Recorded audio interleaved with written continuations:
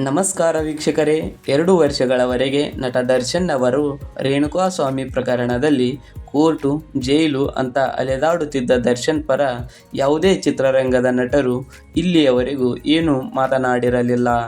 ಆದರೆ ಇದೇ ಮೊದಲ ಬಾರಿಗೆ ದರ್ಶನ್ ಪರ ಪೋಷಕ ನಟ ಆಗಿರ್ತಕ್ಕಂಥ ಗಣೇಶ್ ರವರು ಮಾತನಾಡಿದ್ದಾರೆ ಅಂತ ಹೇಳಬಹುದು. ದರ್ಶನ್ ರವರು ಹೊರಗಡೆ ಇದ್ದಾಗ, ಅಂದರೆ ಅವರು ಸುಖದಲ್ಲಿ ಇದ್ದಾಗ ಅವರ ಜೊತೆ ಅವರ ಗೆಳೆಯರು ಮೋಜು ಮಸ್ತಿ ಪಾರ್ಟಿ ಅಂತ ಅವರ ಜೊತೆ ಸುತ್ತಾಡಿದ್ದಾರೆ.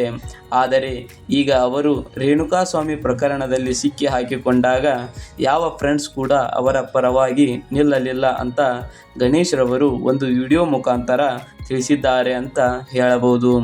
ಹಾಗೆ ಇಂತಹ ಎಷ್ಟೋ ಪ್ರಕರಣಗಳನ್ನು ಮಾಡಿರ್ತಕ್ಕಂಥ ಜನರು ಹೊರಗಡೆ ಸಮಾಜದಲ್ಲಿ ಆರಾಮವಾಗಿ ಇದ್ದಾರೆ ಅಂತ ಗಣೇಶ್ ರವರು ತಮ್ಮ ಒಂದು ವಿಡಿಯೋದಲ್ಲಿ ದರ್ಶನ್ ಪರವಾಗಿ ನಿಂತು ಮಾತನಾಡಿದ್ದಾರೆ ಅಂತ ಹೇಳಬಹುದು.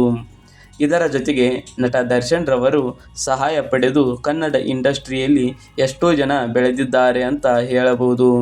ಆದರೆ ಅವರಾರೂ ಕೂಡ ದರ್ಶನ್ ರವರು ಕಷ್ಟದಲ್ಲಿದ್ದಾಗ ಆಗಲಿಲ್ಲ ಅಂತ ಹೇಳಬಹುದು. ಇದಿಷ್ಟು ಈ ವಿಡಿಯೋದ ಮಾಹಿತಿಯಾಗಿದೆ ಫ್ರೆಂಡ್ಸ್.